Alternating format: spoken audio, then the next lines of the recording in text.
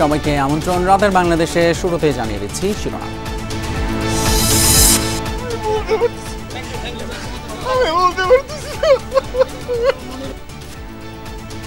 Milestone ট্র্যাজেডিতে চিকিৎসাধীন আরও দুজনের মৃত্যু। উত্তরায় শিক্ষার্থী জারিফের দাফন। 2 শিশুকে ফেরত পাঠানো হলো বাড়ি।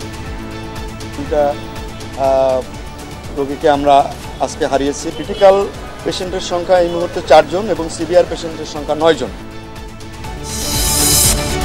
মানুষ পিআর বোঝে না, প্রয়োজনে যাকে কাছে পাবে তাকেই ভোট দিতে চায় বললেন মির্জা ফখরুল। বিদেশ থেকে ভাড়া করা লোকে রাষ্ট্র চলে না। দেশ বিদেশ থেকে ভাড়া করে নিয়ে এসে কি দেশ চালানো যায়? এই যে সহজ সরল কথা, এই সহজ সরল কথাটা আমাদেরকে উপলব্ধি করতে হবে।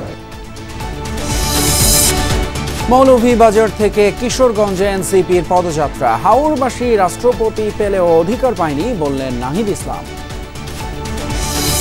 দীর্ঘ 2 মাস ধরে আমরা প্রত্যেকটা উপদেষ্টাদের কাছে ধর্ণা ধরেছিলাম, তাদের কাছে গিয়েছিলাম, তারা যদি নাই আসবে না করে দিতেন। কেন তারা আমাদেরকে মিথ্যা সান্ত্বনা দিয়েছিলেন? নিশ্চিতের পরও জুলাই শহীদদের স্মরণ সভায় কোনো উপদেষ্টা যোগ না দেয়ায় পরিবারের ক্ষোভ। 3 আগস্ট শেখ হাসিনার বিরুদ্ধে প্রথম সাক্ষ্য দেবেন সাক্ষী। 14টি রাজনৈতিক দলের সাথে বৈঠক করলেন প্রধান উপদেষ্টা। নেতারা জানালেন কয়েকদিনের মধ্যে নির্বাচনের তারিখ ঘোষণা করবেন ডক্টর ইউনূস। জুলাই সনদের জন্য বিবেচনাধীন 4টি বিষয়ের উপর সুজনের জনমত জরিপ। 1 ব্যক্তিকে 2 মেয়াদের বেশি প্রধানমন্ত্রী চান না 86% অংশগ্রহণকারী। ছাড়াও রাতের বাংলাদেশে আরও থাকছে।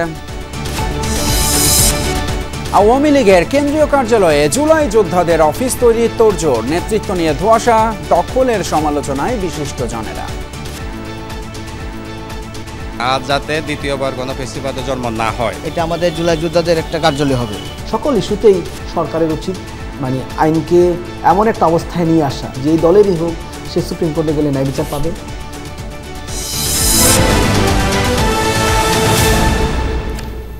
এতক্ষণ শিরোনামগুলো দেখলেন, আর আপনাদের সঙ্গে আছি আমি ফয়সাল তিতুমির। শুরুতেই যথারীতি মাইলস্টোন ট্র্যাজেডির খবর। মাইলস্টোন স্কুল অ্যান্ড কলেজে বিমান বিধ্বস্তের ঘটনায় আরও দুজনের মৃত্যু হয়েছে। একজন 7ম শ্রেণীর শিক্ষার্থী জারিফ আর একজন স্কুল সহকারী মাসুমা। আইমান এবং রাফসি নামের 2 শিক্ষার্থী সুস্থ হয়ে বাসায় ফিরেছেন। চিকিৎসকরা জানিয়েছেন বার্ন ইনস্টিটিউটে ভর্তি 4 জনের অবস্থা সংকটাপন্ন এবং গুরুতর অবস্থায় আছেন 9 জন।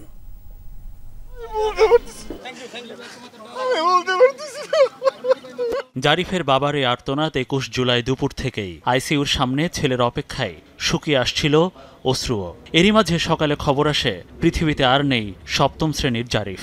2 দিন আগেও ছেলের বন্ধু মাহতাব মারা গেছে, তার আরও এক বন্ধু আইসিইউতে। 22 তারিখ সকাল পর্যন্ত আমার সঙ্গে কথা বলছে। কথার মধ্যে একটা সময় ওর ওই ঘর এই দুর্ঘটনার বর্ণনা দিতে গিয়ে ওরা 4 বন্ধু খুব ক্লোজ, হ্যাঁ, এই যে মাহতাব, আয়ান, জারিফ আর আইমান।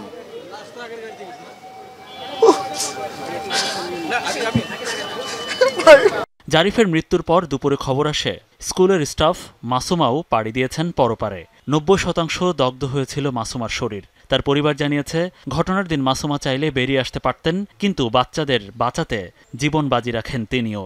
উনি আমারে বলছে যে আমি এই বাচ্চা থুইয়া যদি আমি চলে যাইতে পারতাম তাহলে আমি বাইসা যাই পিছন দিয়া, কিন্তু চিন্তা করলাম আমার সন্তান আছে, আরেকজনের সন্তানের চিন্তা ভাবনা করে আমি আর দ্রুত কোনো দিকে যাই নাই। আমি এখান থেকে বাচ্চা উদ্ধার করতে যাই, আমার এই দুর্ঘটনাটা হয়েছে। উনি আমার সাথে 1ম দিন আইসিইউতে আমার লগে কথাবার্তা বলছে। ন্যাশনাল বার্ন ইনস্টিটিউটে এখন পর্যন্ত ভর্তি আছেন 36 জন।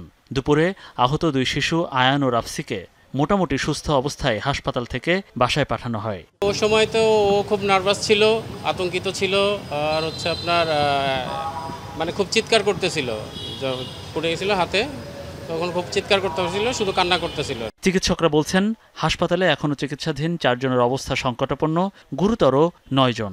বিদেশি চিকিৎসকদের সাথে সমন্বয় করে বোর্ড গঠন করে চিকিৎসা চলছে। বিদেশি যে ডাক্তাররা আসছে তাদের সহ সকালবেলায় আমরা বসেছিলাম, বসে একেবারে ইনানিমাস ডিসিশনের মধ্যে কোনো পার্থক্য নেই। আমরা ডিসিশনগুলো নিয়েছি, ডিসিশনগুলো নেওয়ার পরে আমরা আসলে আমাদের কার্যক্রমগুলো শুরু করেছি। আমাদের কার্যক্রমগুলোর মধ্যে নতুন নতুন কিছু বিষয় যেগুলো আছে সেগুলো যা করার দরকার আমরা সেগুলো অনুযায়ী করেছি। এদিকে দুপুরে জাতীয় বার্ন ইনস্টিটিউট থেকে নিহত জারিফের মরদেহ নেওয়া হয় তার উত্তরার বাসায়। বিকেলে বাদ আসর উত্তরার 12 নম্বর সেক্টরের খালপাড় জামে মসজিদে নামাজে জানাজা অনুষ্ঠিত হয়। পরে স্থানীয় কবরস্থানে তাকে দাফন করা হয়। এ সময় বাংলাদেশ বিমান বাহিনী ও সশস্ত্র বাহিনীর পক্ষ থেকে শ্রদ্ধা জানানো হয় জারিফের প্রতি। মনিরুল ইসলাম, যমুনা নিউজ, ঢাকা। সহসাই খুলছে না মাইলস্টোন স্কুল অ্যান্ড কলেজ। প্রতিষ্ঠানটির অধ্যক্ষ জানান, ছাত্রছাত্রীরা এখনও মানসিকভাবে বিপর্যস্ত, তাই সোমবার পর্যন্ত ছুটি থাকছে। শিক্ষার্থী, অভিভাবক সবাই একাডেমিক কার্যক্রম আরও পরে শুরু করার কথা জানান। এদিকে ক্ষতিগ্রস্ত স্কুল ভবনটি দেখতে আজও ছিল উৎসুক জনতার ভিড়। স্কুলের ড্রেস, কাঁধে ব্যাগ নিয়ে আসার কথা ছিল ক্লাসের ফাঁকে সহপাঠীদের সাথে হই হুল্লোড়ে মেতে থাকার। কিন্তু এখন স্কুল গেটে এলে শিক্ষার্থীদের মন আরো খারাপ হয়ে যায়। পরে একটার দিকে ছুটি হয়ে যায়, যখন আমরা এই দিকে আসি তখন বিমানটা পড়ে।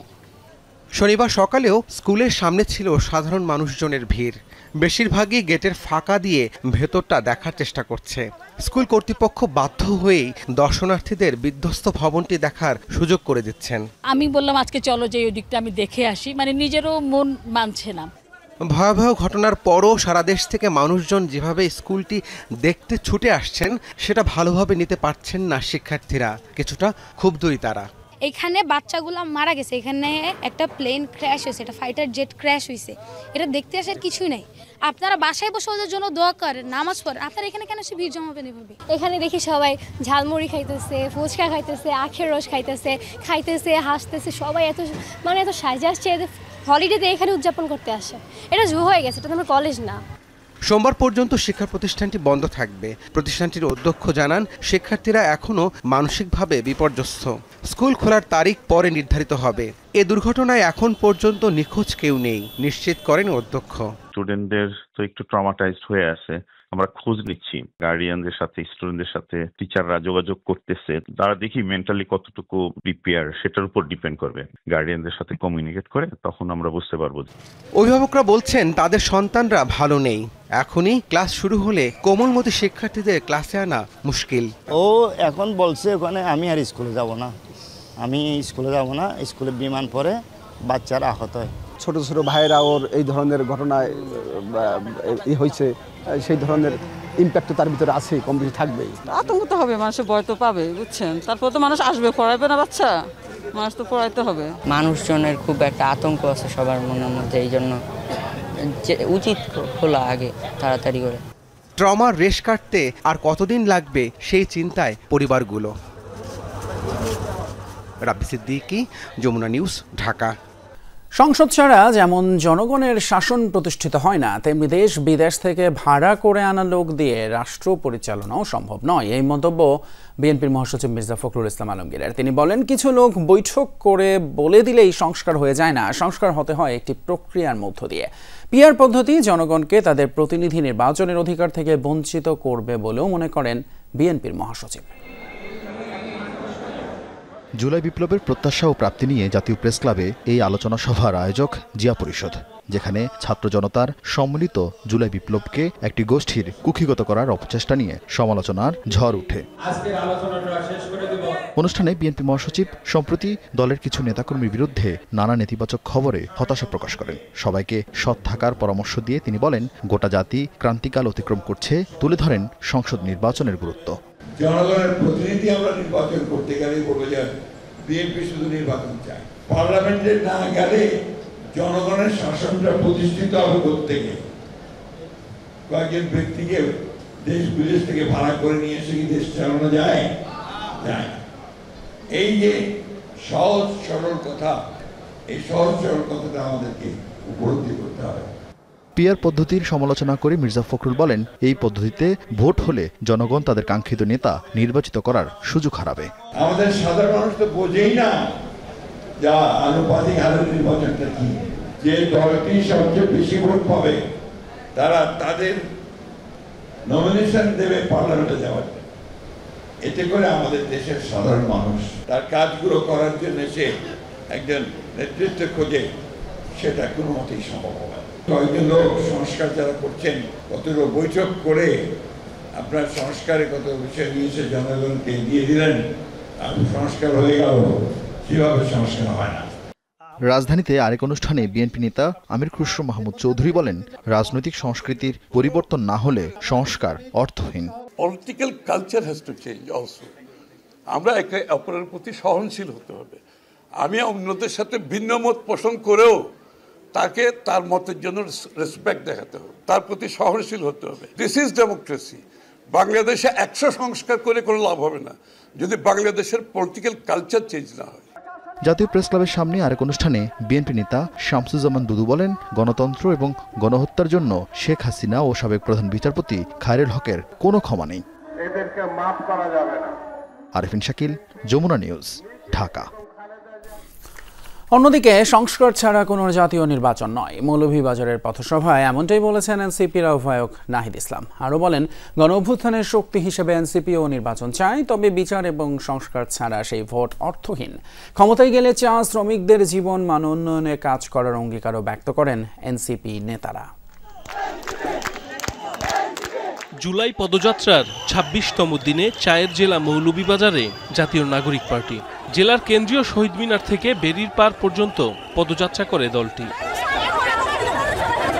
বেরির পারে পথসভায় দলের আহ্বায়ক নাহিদ ইসলাম বলেন, এনসিপিও নির্বাচন চায়, তবে বিচার আর সংস্কার ছাড়া কোনো নির্বাচনই গ্রহণযোগ্য হবে না বলে মন্তব্য তার। আমরা গণতন্ত্রের পক্ষে লড়াই করা শক্তি, আমরা ভোটাধিকারের জন্য লড়াই করা শক্তি, কিন্তু বিচার সংস্কার ছাড়া নির্বাচন অর্থহীন হয়ে যাবে। এই নির্বাচনকে জনগণ গ্রহণ করবে না। ৭২-এর সংবিধান মানেই মুজিববাদী সংবিধান বলে মন্তব্য করেন নাহিদ। বলেন, দেশের উন্নয়নে প্রয়োজন অন্তর্ভুক্তিমূলক নতুন সংবিধান। ৭২-এর সংবিধানকে রক্ষা করার জন্য বিভিন্ন গোষ্ঠী রাজপথে নেমেছে। ৭২-এর সংবিধান ছিল বাংলাদেশের মুক্তিযুদ্ধকে, বাংলাদেশের স্বাধীনতা সংগ্রামের আকাঙ্ক্ষাকে নষ্ট করে দিয়ে মুজিববাদী সংবিধান প্রতিষ্ঠা করার চক্রান্ত। গণ অভ্যুত্থানের আকাঙ্ক্ষা পূরণ না হওয়ার অভিযোগ উঠে আসে দলের অন্যান্য নেতাদের কণ্ঠে। ক্ষমতায় গেলে চা শ্রমিকদের জীবনমান উন্নয়নে কাজ করার অঙ্গীকারও ব্যক্ত করেন তারা। যারা চা বাগানের শ্রমিক হিসাবে কাজ করে তাদেরকে ন্যায্য মজুরি দেওয়া হয় না। আমাদের চা শ্রমিকেরা, আমাদের রিক্সা শ্রমিকেরা, আমাদের ঠেলা মজুর কুলি, তারা সকলের বাংলাদেশ প্রতিষ্ঠা পাবে, এমন এক বাংলাদেশ প্রতিষ্ঠা করাই আমাদের লড়াই। আমরা যে পড়ার টেবিল থেকে উঠে এসেছিলাম, সেই পড়ার টেবিলে এখনো আমাদের ভাইরা বসে আছে। বাংলাদেশে এখনো কোনো কর্মসংস্থান সৃষ্টি হয় নাই। পরে শ্রীমঙ্গলে বিভিন্ন জাতিগোষ্ঠীর মানুষের সাথে মতবিনিময় করে জাতীয় নাগরিক পার্টি। সন্ধ্যায় কিশোরগঞ্জের পুরাতন স্টেডিয়াম থেকে পদযাত্রা নিয়ে শহরের পুরান থানা এলাকায় যায় জাতীয় নাগরিক পার্টি। সেখানে পথসভায় নাহিদ ইসলাম বলেন, কিশোরগঞ্জের মানুষ রাষ্ট্রপতি পেয়েছিল, কিন্তু শিক্ষা এবং স্বাস্থ্যের অধিকার পায়নি। কিশোরগঞ্জবাসী, আপনাদের এই ফ্যাসিস্ট রাষ্ট্রপতি আপনাদের বাংলাদেশকে, আমাদের বাংলাদেশকে শেখ হাসিনার কাছে তুলে দিয়েছিল। মানুষের মানবাধিকার, মানুষের গণতন্ত্রকে, বাংলাদেশের গণতন্ত্রকে হত্যা করেছিল। রবিবার নেত্রকোনা থেকে পদযাত্রা শুরু করবে জাতীয় নাগরিক পার্টি। সাইফ আহমেদ, যমুনা নিউজ। জুলাই শহীদদের পরিবার আয়োজিত স্মরণ সভায় যাননি প্রধান উপদেষ্টা। বারবার নিশ্চিত করার পরও যাননি সরকারের কোনো উপদেষ্টাই। এ নিয়ে ক্ষুব্ধ শহীদ পরিবারের সদস্যরা অনুষ্ঠানে আন্তর্জাতিক অপরাধ ট্রাইব্যুনালের chief prosecutor advocate Tajul Islam জানান, ৩ আগস্ট শেখ হাসিনার বিরুদ্ধে ট্রাইব্যুনালে সাক্ষ্য দেবেন প্রথম সাক্ষী। বছর ঘুরে আবারও এসেছে রক্তস্নাত জুলাই। স্বজন হারানো পরিবারগুলো একত্রিত হয়েছেন রাজধানীর চীনমৈত্রী সম্মেলন কেন্দ্রে। জুলাই ২৪ শহীদ পরিবার সোসাইটির ব্যানারে আয়োজিত স্মরণ সভায় আমাদের সন্তানের বিচার না হওয়া পর্যন্ত বাংলাদেশে আর কোনো নির্বাচন আমরা দেখতে চাই না। রাত্রে অন্ধকারে নিয়ে গেছি, একটু জানাজা দিতে পারি না, একটু মাটি দিতে পারি না। জুলাই ঘোষণাপত্র এবং ৫ই আগস্ট সরকারি ছুটির একটা ঘোষণা আপনাদের দিতে হবে। আমাদের ভোটের সংখ্যা কিন্তু কম নয়, আমাদেরকে গুনতে শিখবেন আশা করি আপনারা যারা রাজনীতি করেন। শহীদ পরিবারের সদস্যরা যখন বক্তব্য রাখছিলেন তখনও অতিথির চেয়ারগুলো ফাঁকা। সময় গড়িয়ে গেলেও আসনগুলো আর পূরণ হয়নি। সভায় আসেননি অন্তর্বর্তী সরকারের কোনো উপদেষ্টা, এমনকি প্রধান উপদেষ্টার ভিডিও বার্তা চেয়েও পাননি বলে জানান আয়োজকরা। দীর্ঘ 2 মাস ধরে আমরা প্রত্যেকটা উপদেষ্টাদের কাছে ধর্ণা ধরেছিলাম, তাদের কাছে গিয়েছিলাম, তারা যদি নাই আসবে না করে দিতেন। কেন তারা আমাদেরকে মিথ্যা সান্ত্বনা দিয়েছিলেন? কালকে রাত অবধি পর্যন্ত, আজকে সকাল দুপুর 1-1.5 ঘন্টা আগ পর্যন্তও তারা বলেছিলেন, আশ্বাস দিয়েছিলেন আসবেন, কিন্তু ধিক্কার জানাই তারা আজকে আসলেন না। শহীদদের পরিবারদেরকে বার্তা দেওয়ার জন্য 2 মিনিট ভিডিও দেওয়ার জন্য সময় হয়নি, তাহলে বুঝেন উনি শহীদদেরকে কতটা ভালোবাসে। আজকে যার কারণে উনি ক্ষমতার মসনদে।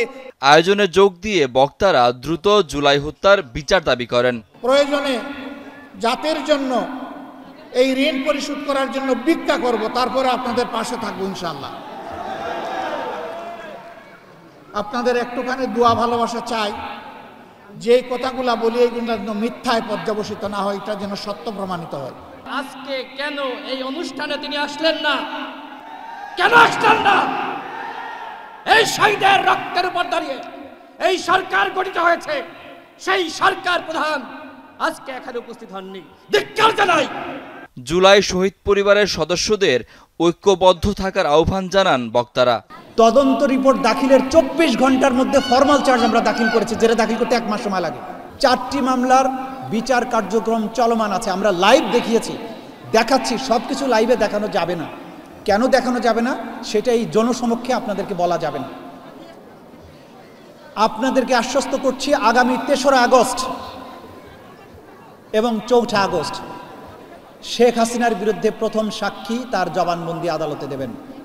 সকল শহীদ পরিবারের সমন্বয়ে বাংলাদেশে যে একটা সোসাইটি তৈরি হয়েছে, এই স্বীকৃত সোসাইটি এখন পর্যন্ত বাংলাদেশে ওই স্বীকৃতি নিয়ে একটা কোনো প্রোগ্রাম করেছে কিনা, যেটার কারণে আমরা মনে করব যে তারাই আসল শহীদ পরিবারের প্রতিনিধিত্ব করছে। আমি উত্তর দিতে পারি না। শাকিল হাসান, যমুনা নিউজ, ঢাকা। পরাজিত শক্তি যখনই সুযোগ পাচ্ছে তখনই নানা রকম গন্ডগোল সৃষ্টি করছে। যখনই নির্বাচনের প্রস্তুতি নিয়ে এগিয়ে যাচ্ছে সরকার, তখনই নানান ষড়যন্ত্র সামনে আসছে, এমন মন্তব্য করেছেন প্রধান উপদেষ্টা ডক্টর মোহাম্মদ ইউনূস। যমুনায় 14টি রাজনৈতিক দলের সাথে বৈঠককালে তিনি কথা বলেন। বৈঠক শেষে নেতারা গণমাধ্যমকে জানান, কয়েকদিনের মধ্যেই নির্বাচনের সুনির্দিষ্ট তারিখ ঘোষণা করবেন প্রধান উপদেষ্টা। দেশের সাম্প্রতিক পরিস্থিতি নিয়ে তৃতীয় দফায় বৈঠকের জন্য 14টি রাজনৈতিক দলকে আমন্ত্রণ জানান প্রধান উপদেষ্টা ডক্টর মোহাম্মদ ইউনূস। রাষ্ট্রীয় অতিথি ভবন যমুনায় বিকেল 5টায় শুরু হয় বৈঠক। বৈঠকের শুরুতে মাইলস্টোন স্কুল অ্যান্ড কলেজে বিমান দুর্ঘটনার ঘটনায় নিহতদের স্মরণে 1 মিনিট নীরবতা পালন ও মোনাজাত অনুষ্ঠিত হয়। প্রেস উইং জানায়, বৈঠকে প্রধান উপদেষ্টা নির্বাচন ভণ্ডুল করার অপচেষ্টাকে রুখে দিতে ফ্যাসিবাদ বিরোধী সকল শক্তিকে ঐক্যবদ্ধ থাকার আহ্বান জানান। বলেন, পতিত শক্তি গণ্ডগোল লাগিয়ে নির্বাচনের আয়োজনকে ভণ্ডুল করার চেষ্টা করছে। সুষ্ঠু নির্বাচন আয়োজনের জন্য সকল রাজনৈতিক দলের সহযোগিতা প্রত্যাশা করেন তিনি।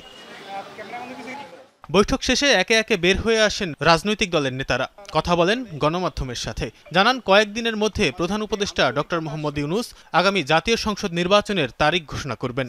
প্রধান উপদেষ্টা ক্যাটেগরিক্যালি উনি বলেছেন, আগামী 4-5 দিনের মধ্যে নির্বাচনের একটা সুনির্দিষ্ট তারিখ সময় সীমা তারিখ উনি ঘোষণা করবেন। সবাইকে সামনের স্টেবল স্বচ্ছ বাংলাদেশ গড়ার যে নির্বাচন, সেই নির্বাচনের প্রত্যাশা আজকে পরিষ্কারভাবে উনি আমাদেরকে দিয়েছেন। অন্তর্বর্তী সরকার যদি কোনো মৌলিক বিষয়ে সিদ্ধান্ত নিতে হয়, তাহলে যেন রাজনৈতিক দলগুলোর সাথে আলোচনা করে সেই সিদ্ধান্ত নেন। আমরা আপনাকে সমর্থন দিয়েছি এবং সমর্থন আমাদের এটা অব্যাহত থাকবে। নেতারা বলেন, ফ্যাসিবাদের বিরুদ্ধে সবাই ঐক্যবদ্ধ আছে। কোনো মৌলিক বিষয়ে সিদ্ধান্ত নিতে হলে রাজনৈতিক দলগুলোর সাথে আলোচনা ও আইন শৃঙ্খলা পরিস্থিতির উন্নতির আহ্বান তাদের। আইন শৃঙ্খলা পরিস্থিতি এবং সংস্কার ততটুকুই করুন যা একটি আপাতত সুষ্ঠু নির্বাচনের জন্য উপযোগী হয়। বিদেশের সাথে কোনো গুপ্ত চুক্তি, নন ডিসক্লোজার এগ্রিমেন্ট, এগুলো আমাদেরকে উদ্বিগ্ন করছে। সেই পথে না যাওয়ার জন্য বলেছি। বাংলাদেশে জাতিসংঘের মানবাধিকারের অফিসের কোনো প্রয়োজন নেই, এই অফিসের প্রয়োজন হচ্ছে গাজাতে। আপনি অনতিবিলম্বে নির্বাচনের তারিখ ঘোষণা করুন। নির্বাচন যদি হয় ঘোষণা করেন, দেখবেন অর্ধেক সন্ত্রাস এবং মব এটা সমস্যা সমাধান হয়ে যাবে। গোপালগঞ্জের ঘটনায় সরকারের কোনো দুর্বলতা আছে কিনা খতিয়ে দেখার বিষয়ে আহ্বান জানানো হয় বৈঠকে। প্রধান উপদেষ্টাকে জানানো হয়, নির্বাচিত সরকার থাকলে দেশে সন্ত্রাস কমবে। গোপালগঞ্জ ট্র্যাজেডিতে আমাদের দূরদর্শিতার কোনো ঘাটতি আছে কিনা, আমাদের গোয়েন্দা ইনফরমেশনে কোনো গ্যাপ আছে কিনা, এই বিষয়গুলো আপনি আরেকটু খতিয়ে দেখবেন। তানভীর সিদ্দিক টিপু, যমুনা নিউজ, ঢাকা। একই ব্যক্তিকে প্রধানমন্ত্রী, সংসদ নেতা এবং দলীয় প্রধান আর 2 মেয়াদের বেশি প্রধানমন্ত্রী না করার পক্ষে মত দিয়েছে 86 থেকে 89% মানুষ। সংস্কার নিয়ে সুশাসনের জন্য নাগরিক সুজন পরিচালিত জনমত জরিপে এই তথ্য উঠে এসেছে। তবে প্রাপ্ত ভোটের ভিত্তিতে সংসদের উচ্চ কক্ষে আনুপাতিক প্রতিনিধিত্ব বা পিআর পদ্ধতির পক্ষে জনমতের তুলনায় কম 72%। উচ্চ কক্ষ চায় না জরিপে অংশগ্রহণকারীদের 33%।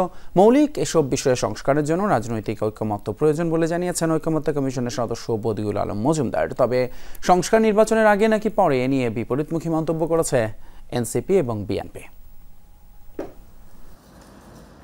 সংবিধান নির্বাচন সহ 166টি সংস্কার প্রস্তাব নিয়ে রাজনৈতিক দলগুলোর সাথে জাতীয় ঐকমত্য কমিশনের বৈঠক শেষ পর্যায়ে। 5 আগস্টের আগে জুলাই সনদ প্রকাশ করতে চায় কমিশন। সংস্কারের জন্য প্রস্তাবিত মৌলিক কিছু বিষয়ে জরিপ পরিচালনা করেছে কমিশন সদস্য ডক্টর বদিউল আলম মজুমদারের সংগঠন সুশাসনের জন্য নাগরিক সুজন। মতামত নেওয়া হয় 1659 জনের। এতে একই ব্যক্তিকে প্রধানমন্ত্রী, সংসদ নেতা ও দলীয় প্রধানের পদে না রাখার পক্ষে মত 86%। প্রধানমন্ত্রী 2 মেয়াদ ও সংবিধান কমিশনের পক্ষে আছেন 89%। আলোচিত পিআর পদ্ধতি ও সংসদে উচ্চকক্ষের পক্ষে সমর্থন এর চেয়ে কম 72 ও 67%। তবে জরিপে মন্ত্রিপরিষদ শাসিত সরকারের পক্ষে মত দিয়েছে 86%, রাষ্ট্রপতির ক্ষমতা বৃদ্ধির পক্ষে 87% ও তত্ত্বাবধায়ক সরকারের পক্ষে আছেন 83% অংশগ্রহণকারী। 30-31টা দলের মধ্যে প্রায় 24টা দল একমত হয়েছে যে যিনি প্রধানমন্ত্রী হবেন তিনি অন্য যে কোনো একটা রাখবেন, 2-3টা রাখবেন না। এই পরামর্শগুলো এসছে রাজনৈতিক নেতৃবৃন্দের তরফ থেকে।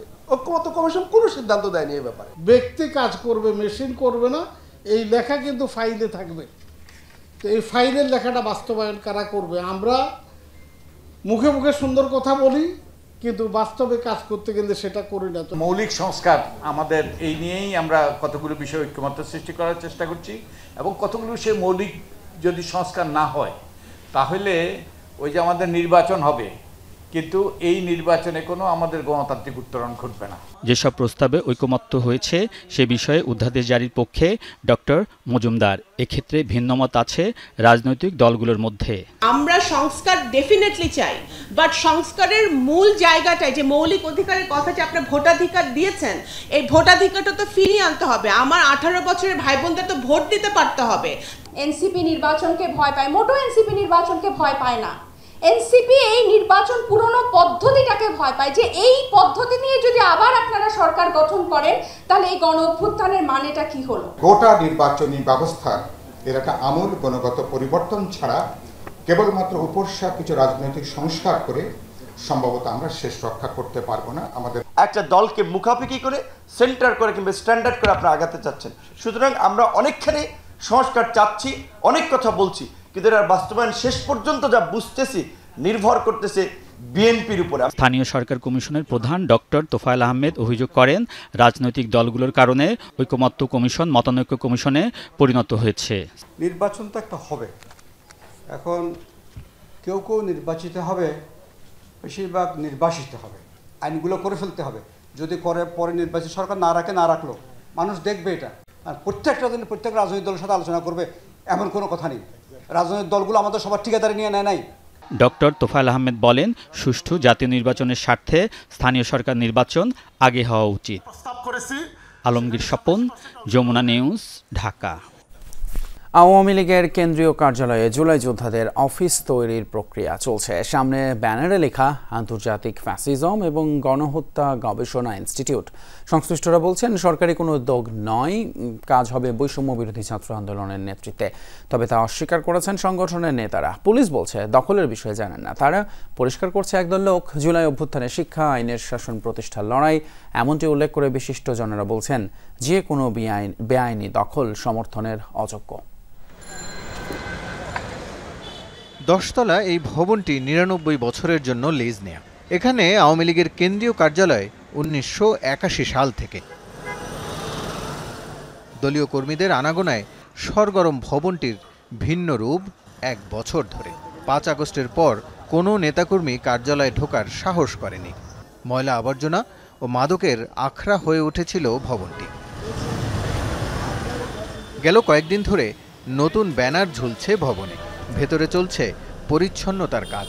এরই মধ্যে পরিষ্কার হয়েছে 3 তলা পর্যন্ত।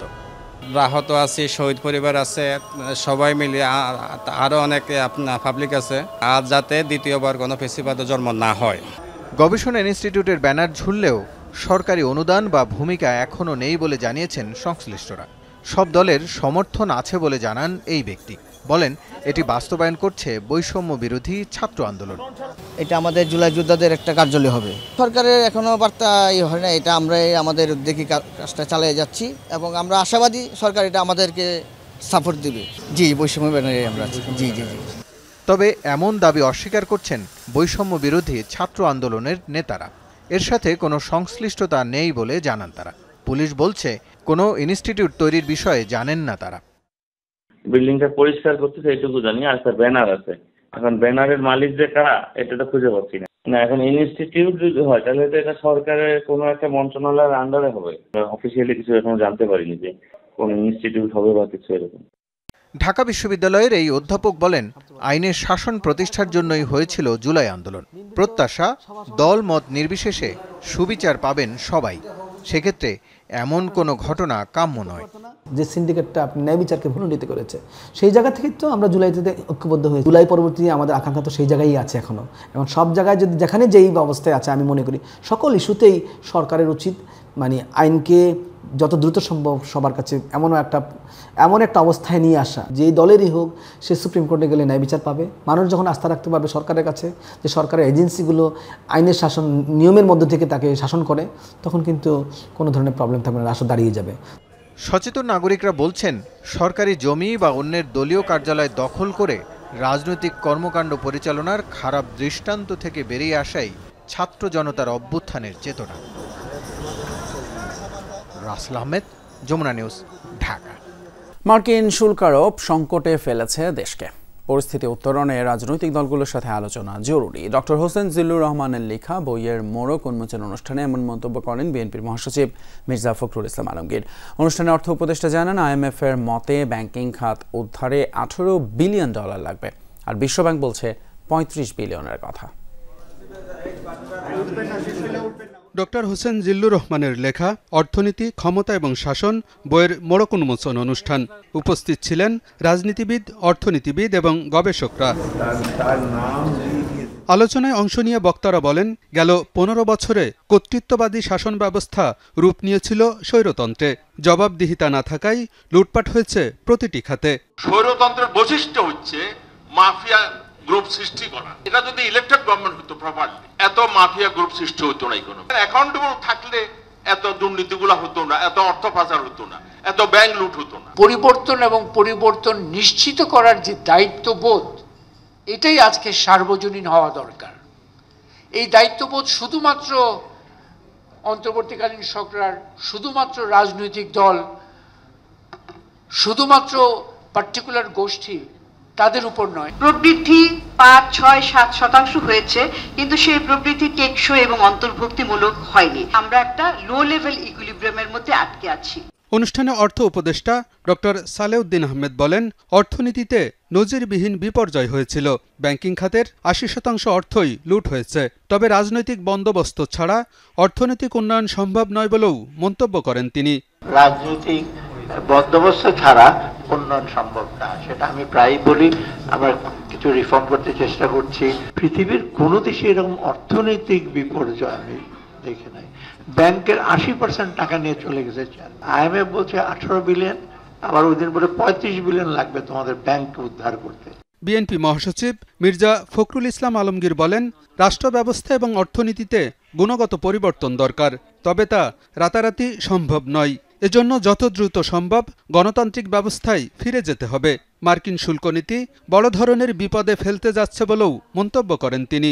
ট্রাম্প সাহেবের ট্যারিফ আমাদেরকে অনেক বড় বিপদে ফেলতে যাচ্ছে, সেটা আমরা সাধারণ মানুষেও সেটা বুঝতে পারি। এই জিনিসগুলো কিভাবে হ্যান্ডেল করবেন তারা আমাদের নিশ্চয়ই সে পথ দেখাবেন। একটা কথা বলতে পারি, রাজনৈতিক দল উন্নয়নের জন্য দেশের একটা সমৃদ্ধ জায়গায় পৌঁছানোর জন্য রাজনৈতিক দল সব সময় ইতিবাচকভাবে কাজ করেছে। গত 15 বছরে দেশের সবচেয়ে বেশি ক্ষতি হয়েছে বলেও মন্তব্য করেন বিএনপি মহাসচিব। অত্যন্ত পরিকল্পিতভাবে সেটাকে সম্পূর্ণ ধ্বংস করা হয়েছে।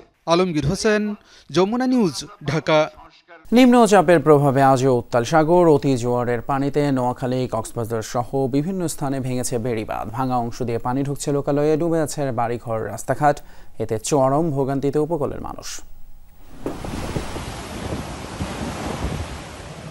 নিম্নচাপের প্রভাবে ফুঁসে উঠেছে সাগর। প্রবল বেগে ঢেউ আছড়ে পড়ছে তীরে, তাই টেকেনি বেড়িবাঁধ। কুতুবদিয়ার আলী আকবর ডেইল এলাকায় ঢুকছে জোয়ারের পানি। দুদিন ধরে ডুবে আছে কুতুবদিয়ার আনিসের ডেল, তাবলর চর, বায়ুবিদ্যুৎ কেন্দ্রের পাশাপাশি আশেপাশের রাস্তাঘাট। মহেশখালীর ধলঘাটা ও মাতারবাড়ির নিম্নাঞ্চলও রয়েছে প্লাবিত। আরও ভাঙছে টেকনাফের মেরিন ড্রাইভ। পানির লেভেলে আরা চারিমিককে বাসে দেয়, আর ঘর দুয়ারে হাঁড়া হাঁড়ো পানি। বর্ষার দিন যখন আসে আমাদের খুবই রাতের গুণ হারাম হয়ে যায়। বেড়িবাঁধের কোনো সংস্কার হয়নি, যাও দিয়ে দেখছেন, আর কোনো বেড়িবাঁধ এখানে গত 15 বছরে হয় না। বাঁধ ভেঙেছে নোয়াখালীর হাতিয়ায়। সাগরের পানি ঢুকে পড়ছে বাড়িঘরে। পানিবন্দী অনেকে, এতে বাড়ছে দুর্ভোগ। জেলা সদর সহ কয়েক উপজেলায় বৃষ্টিতে জলাবদ্ধতা কাটেনি পুরোপুরি।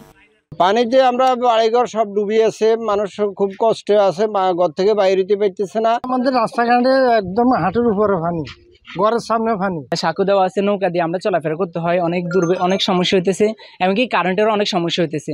ঝালকাঠিতে বেড়েছে নদীর পানি। জলমগ্ন জেলা শহরের নতুন চর, কলাবাগান সহ বেশ কিছু নিম্নাঞ্চল। ঘরবাড়িতে ঢুকেছে পানি।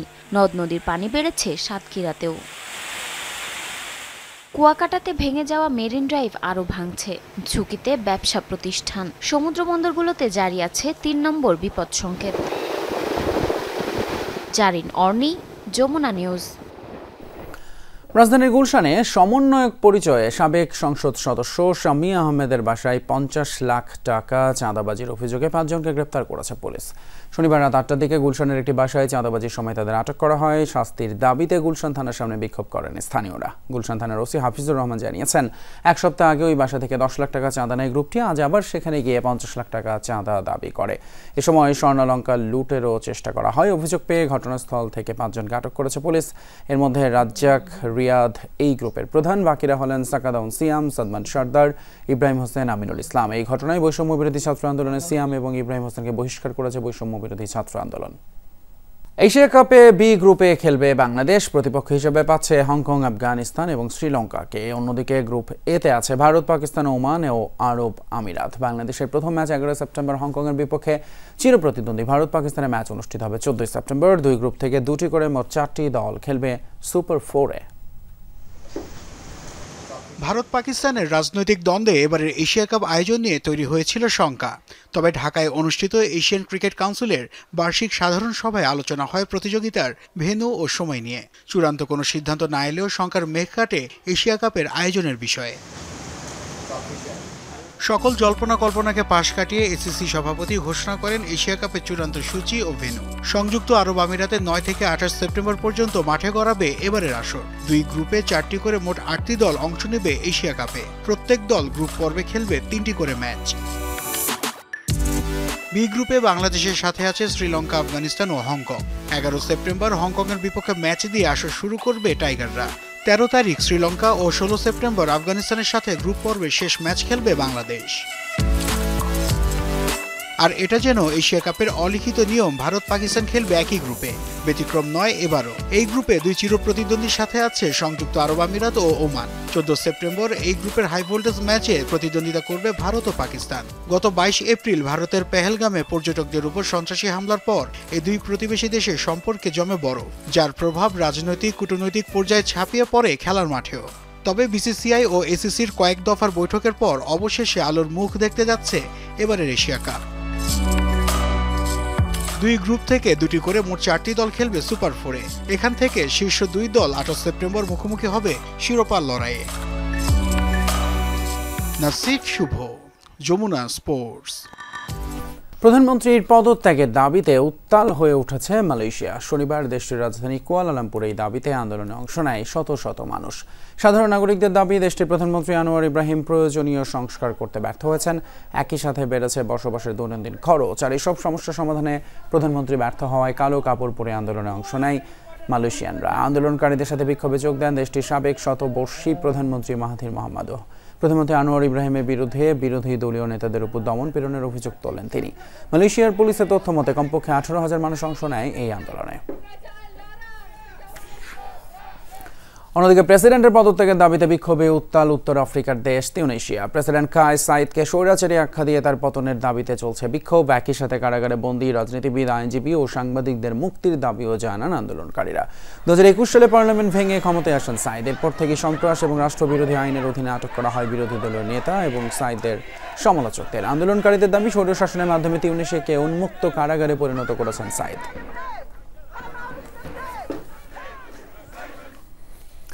এই ছিল আমাদের আজকে রাতের বাংলাদেশে। এতক্ষণ সাথে থাকার জন্য ধন্যবাদ আপনাদের সবাইকে।